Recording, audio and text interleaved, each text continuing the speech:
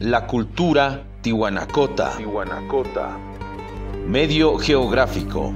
Esta cultura preincaica se desarrolló al sur del lago Titicaca, más propiamente en la provincia Ingavi del departamento de La Paz. Actualmente en esa región la vegetación es muy escasa, aunque en tiempos remotos en ese territorio existía abundante flora y fauna.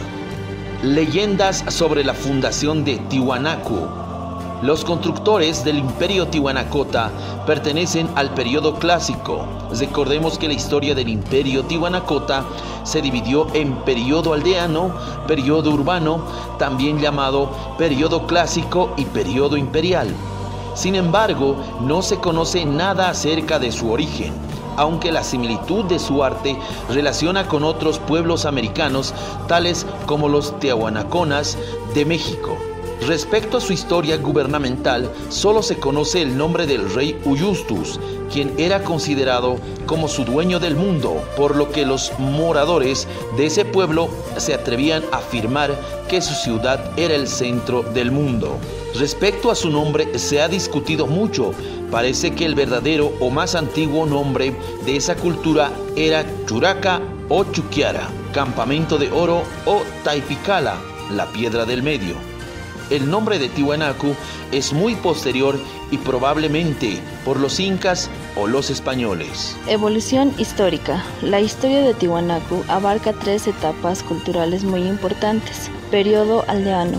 En esta etapa, en el territorio tihuanacota, existían pequeñas aldeas, donde las casas eran construidas con cimientos de piedra y muros de adobe. En esas aldeas no se presenta la arquitectura religiosa ni monumental. Además que el periodo aldeano no existía división de clases sociales y todos sus integrantes se dedicaban a la agricultura, especialmente al cultivo de papa, que era convertida en chuño mediante un proceso de deshidratación para posteriormente ser almacenadas. De la oca y la quinoa asimismo eran considerados grandes domesticadores de auquénidos, especialmente de la llama. Los aldeanos eran muy hábiles en el campo de la cerámica, adornando y pintando sus vasijas, que eran fabricadas en base al conocimiento de la arcilla. En la metalurgia conocían en principio el cobre, que utilizaban para fabricar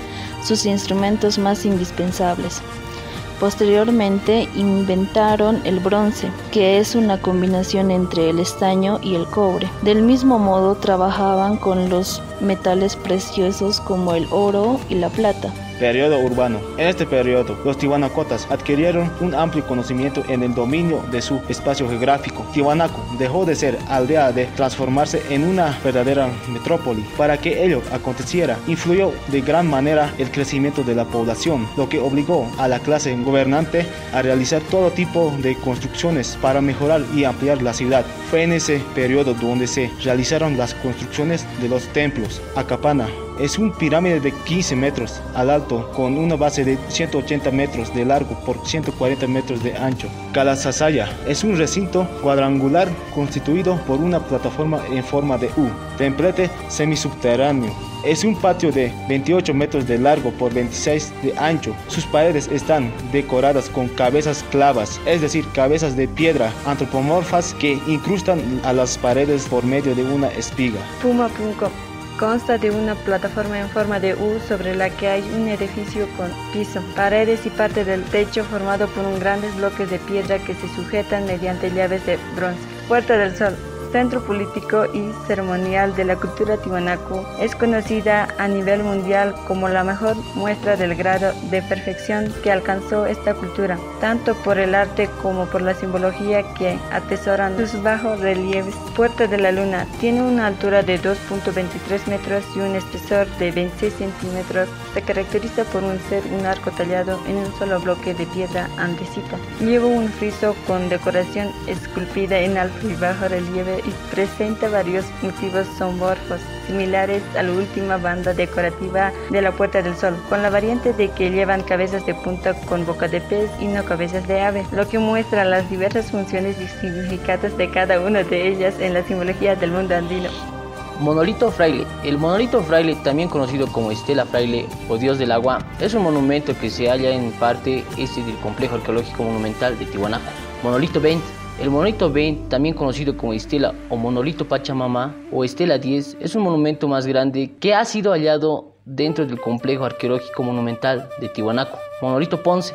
El monolito Ponce, también conocido como Estela Ponce o Estela 8, es un monumento que se halla en el parte este del complejo arqueológico monumental de Tiwanaku. Con estas construcciones, los tiwanacotas nos demuestran que tienen conocimientos sobre arquitectura.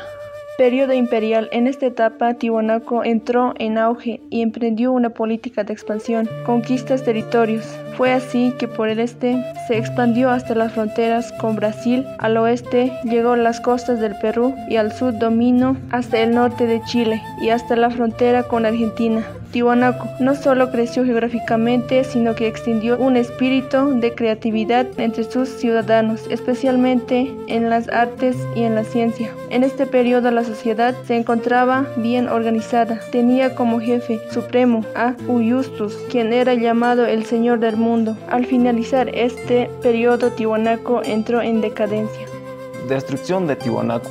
Después de que esta cultura tuvo una vida resplandeciente, llegando inclusive a su máximo esplendor, de pronto comenzó la decadencia y posterior la destrucción. Para explicar la destrucción de esta cultura existen varias teorías. Algunos historiadores sostienen que esta metrópoli fue invadida por pueblos bárbaros que habían sido expulsados de sus tierras, los cuales destruyeron todo lo que estaba a su paso, dejando muerte y desolación. Otros indican que cuando la cultura tiwanacota estaba en plenitud de su grandeza, sucedió un cataclismo, un desastre natural de la gran magnitud, que destruyó a la gran ciudad y a sus habitantes.